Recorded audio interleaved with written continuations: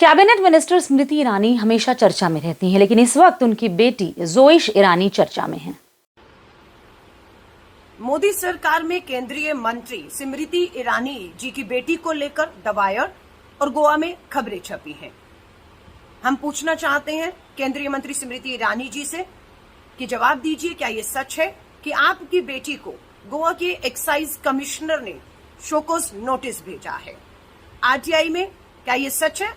खुलासा हुआ है कि आपकी बेटी जो गोवा में सिली सोल्स कैफे एंड बार नाम से रेस्टोरेंट रन करती हैं, उसमें जो शराब परोसने का लाइसेंस है वो फर्जीवाड़ा करके हासिल किया गया है। ये आरोप है उन पे। क्या ये सच नहीं है? हम पूछना चाहते हैं कि जिस शख्स की, मुंबई में रहने वाले जिस शख्स की मौत 17 मई 2021 को हो चुकी थी, उसी के नाम से 22 जून 2022 यानी कि 13 महीने बाद उसी आदमी के नाम से लाइसेंस प्राप्त किया गया। ये फर्जीवाड़ा किया गया। देश जानना चाहता है केंद्रीय मंत्री स्मृति ईरानी जी से कि क्या आपने अपनी सत्ता, अपनी कुर्सी, अपनी ताकत का इस्तेमाल करते हुए गोवा में ही अपनी सरकार पर यह दबाव बनाते हुए, सारे नियमों को तोड़ते हुए, फर्जीवाड़ा करते हुए एक लाइसेंस हासिल करना, रेस्टोरेंट अवैध तरीके से चलाने में मदद की या नहीं की? आज देश इन सवालों के जवाब आपसे चाहता है। उम्मीद है आप चुप नहीं रहेंगी, आगे आए। जोइश गोवा में सिली सोल्स कैफे और बार चलाती हैं और उनके ऊपर आरोप लगा है कि इस कैफे और बार के रिन्यूअल में उन्होंने फर्जी दस्तावेज पेश किए हैं। और द वायर की ये रिपोर्ट है पूरी, मैं आपको तफसील से बता देती हूं कि पूरा मामला क्या है। तो द वायर की खबर के अनुसार जोइश ईरानी द्वारा संचालित सिली सोल्स कैफे और बार को कारण बताओ नोटिस जारी किया गया है। नोटिस में कहा गया है कि शराब का लाइसेंस प्राप्त करने के लिए धोखाधड़ी और मनगढ़ंत दस्तावेज पेश किए गए हैं। कारण बताओ नोटिस में कहा गया है कि जब लाइसेंस धारक की मौत 17 मई 2021 को हो गई थी, तो फिर पिछले महीने लाइसेंस का रिन्यूअल कैसे हुआ? ये नोट किया गया है कि लाइसेंस के रिन्यूअल के लिए आवेदन 22 जून 2022 को एंथनी दगामा के नाम पर किया गया था, जबकि पिछले साल मई में दगामा की मृत्यु हो गई थी। तो ये आरोप लगा है और आबकारी विभाग की तरफ से उनसे कारण मांगा गया है कि आखिर कैसे एक व्यक्ति जो मर चुका है वो किस तरह से अपने लाइसेंस को रिन्यू कर सकता है। की मौत हुए 1 साल 1 महीना हो चुका था। 13 महीने पहले जिसका देहांत हो गया हो, उसके नाम पर गोवा में स्मृति ईरानी जी की सुपुत्री, मैं उनका नाम नहीं लूंगा क्योंकि जैसा कि मैंने कहा वो राजनीति में नहीं है, उन पर टिप्पणी नहीं करूंगा, लेकिन स्मृति ईरानी जी की पुत्री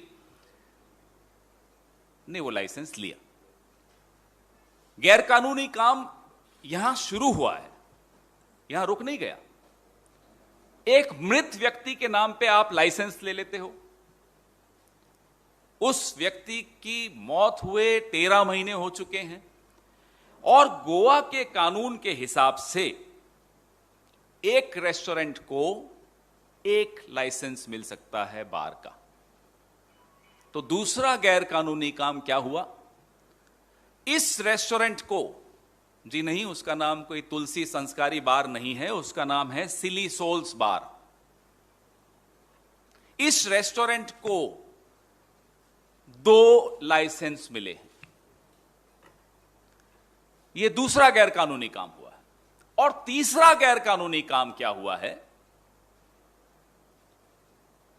किसी भी ऐसे प्रेमिसेस को लाइसेंस देने से पहले यह आवश्यक है कि वो रेस्टोरेंट के तौर पे रजिस्टर्ड है, उसको रेस्टोरेंट का लाइसेंस मिला हुआ हो। तीसरा गैरकानूनी काम यह है कि इस रेस्टोरेंट को रेस्टोरेंट चलाने का लाइसेंस नहीं मिला हुआ। 3 गैरकानूनी काम कैसे संभव हो सकते हैं? क्या मैं और आप ऐसा काम कर सकते हैं या करने की सोच भी सकते हैं? हैरानी की बात यह है कि जो आपके समर्थक हैं, उनके बच्चे तो लुलु मॉल का गेम खेलें, हनुमान चालीसा और नमाज की लड़ाई लड़ें। आपके बच्चे या तो विदेशों में पढ़ें, अच्छी बात है, पढ़ना चाहिए, या आपके बच्चे आपकी प्रोटेक्शन आपकी पेट्रनेज, आपके आशीर्वाद के चलते इस तरह के गैर कानूनी काम करें और सारे कानून तोड़ दें।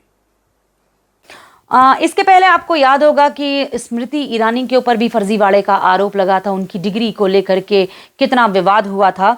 लोगों ने स्मृति ईरानी की डिग्री को लेकर तरह तरह के मीम्स भी बनाए थे। 2004 में जब स्मृति ईरानी ने चांदनी चौक से लोकसभा चुनाव लड़ा तो उन्होंने अपने नामांकन पत्र में बताया था कि उन्होंने बीए पास किया है, लेकिन 2014 में जब उन्होंने नामांकन पत्र भरा तो उसमें उन्होंने बताया कि बीकॉम किया है, और इसी के बाद उनकी डिग्री विवादों में आ गई। और कांग्रेस में प्रियंका चतुर्वेदी ने उस वक्त एक प्रेस कॉन्फ्रेंस करते हुए कहा था, टॉन्ट करते हुए, कि मंत्री भी कभी ग्रेजुएट थी। तो आप जरा प्रियंका चतुर्वेदी का ये वीडियो देख लीजिए उस समय का। वो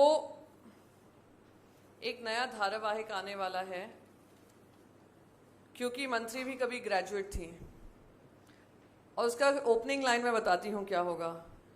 क्वालिफिकेशन के भी रूप बदलते हैं, नए नए सांचे में ढलते हैं, एक डिग्री आती है, एक डिग्री जाती है, बनते एफिडेविट नए हैं। जिस तरीके से स्मृति ईरानी जी ने हम सबको, अरे ये बार बार मुझसे गाने की बात ना करें, बड़ी मुश्किल से गाया ये पूरा गाना। तो स्मृति ईरानी की डिग्री को लेकर इतना विवाद बढ़ा कि मामला कोर्ट तक पहुंच गया, और अब एक बार उनकी बेटी जब विवादों में फंसी है तो लोग इसी का कंपैरिजन कर रहे हैं और स्मृति ईरानी के विवाद का मवाजना उनकी बेटी से कर रहे हैं। अब देखना यह है कि जोई शिरानी ये साबित कर पाएंगी या नहीं साबित कर पाएंगी कि उन्होंने बार और कैफ़े के लिए जो दस्तावेज पेश किए हैं वो फर्जी हैं या ओरिजिनल हैं। तो बहरहाल मेरा वीडियो अगर आपको अच्छा लगता है तो मेरे यूट्यूब चैनल को सब्सक्राइब कर लीजिए, फेसबुक और ट्विटर पर मुझे फॉलो कर लीजिए। अगला वीडियो आने तक मुझे इजाज़त दीजिए। नमस्कार, अस्सलाम वालेकुम, सत श्री अकाल, जय हिंद।